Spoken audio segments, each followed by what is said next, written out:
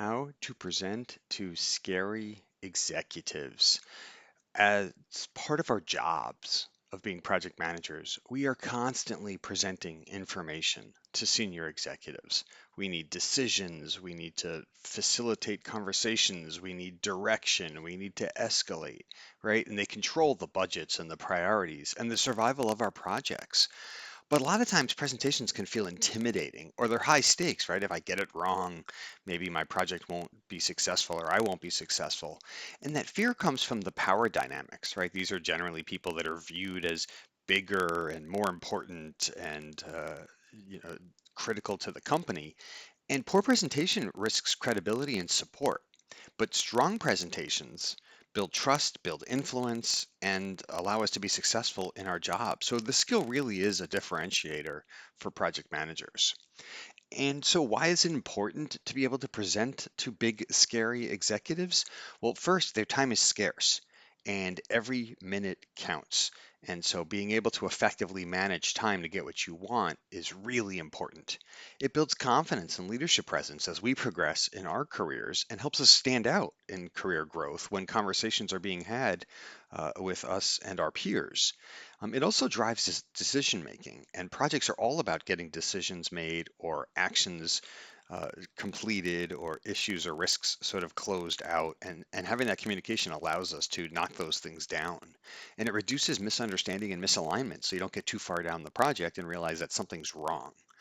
Good presentations means you get the funding and the support that you need from the executives, and it shows professionalism and preparation. So there's a whole bunch of reasons why being able to present to senior executives is so important.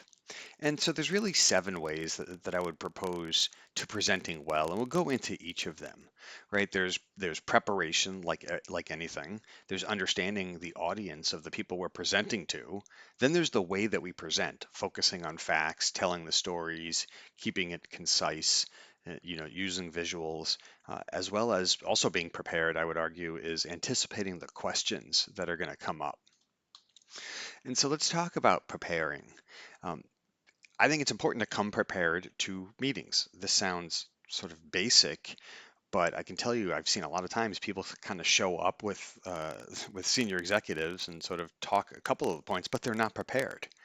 And so what that means is understanding what it is you're actually presenting.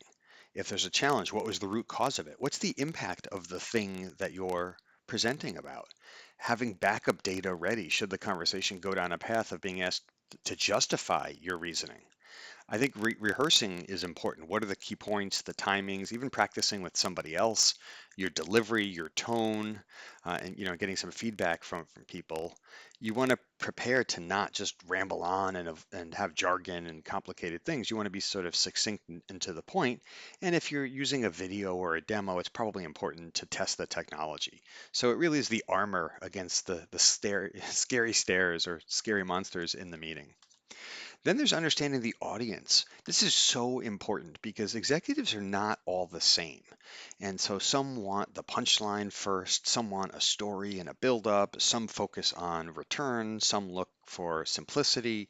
And so knowing how they respond and what their priorities are is so important because then this allows you to tailor language to their perspectives. Remember, this isn't about telling what you want to tell. It's about telling them what and how they want to hear something. So that means avoiding unnecessary detail, respecting their time. A lot of times they don't have the time you want. Generally, they show up late, they leave early, right? So you're going to have a limited amount of time. So you really want to make sure that you're as focused and as optimal as you can. Who is the decision maker that you're going to be talking to? Think about the tone of the person and recognize their challenges. And in project management, we have all of our techniques and so on, but at the end of the day, executives understand return on investment and value, not necessarily the tools that we use to track those things. Then you want to focus on the facts. You want to bring data to support your claim. So if you're escalating something or if you're looking for a decision, you want the data that supports those things. And so what are the metrics that they care about? So it's not just any data. They're going to care about returns. They're going to care about results and, maybe not necessarily the things that get you there.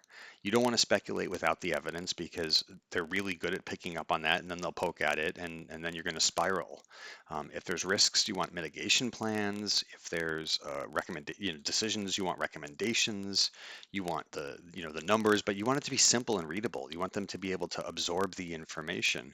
And a lot of times, look, executives will trust the numbers more than your charm, and that's what they're looking for.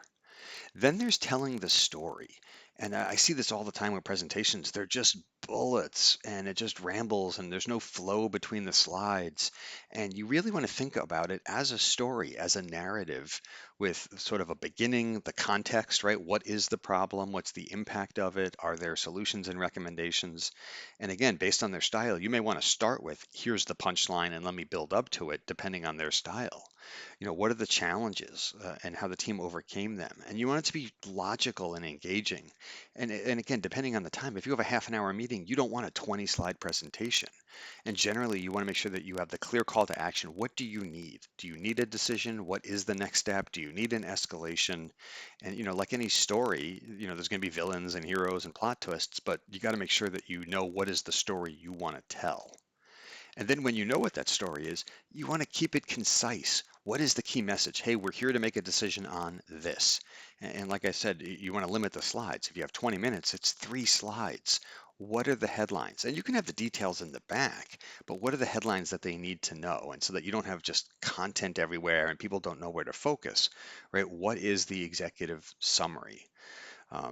Like I said, they generally have limited attention span, they generally have limited time, and so you want to provide insights that are valuable to them. Because again, they measure their time in dollars per second. So think about it that way.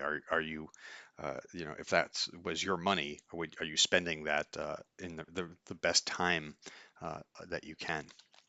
Then there's anticipating questions. Executives are really good about asking questions of the things that you're not prepared for.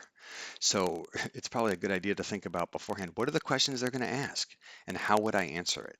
And maybe even have backup slides in case the conversation goes there.